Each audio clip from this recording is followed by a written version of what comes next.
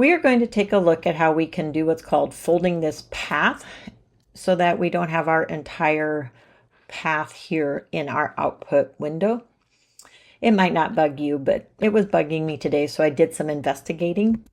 I did a search for how to keep from displaying the whole path in the output window, and I found this solution. Basically, we are going to go into our IntelliJ IDE settings, and I will show you how to do this under Edit General Console. We're going to look for fold console lines, and we're going to add a string pattern that matches the part of our executable command path, and then apply that. Here's what that's going to look like. In your IntelliJ IDE, find the settings. There's more than one way you can get to them.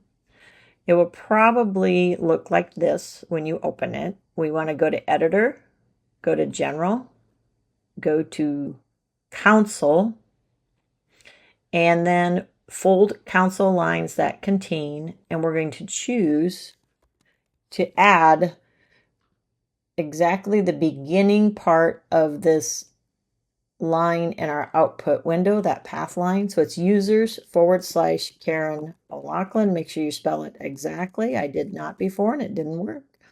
We click OK, apply, OK. And now when I execute, that long path name is no longer there. Execute again, it's no longer there. I can see it if I expand it, so I can get it back.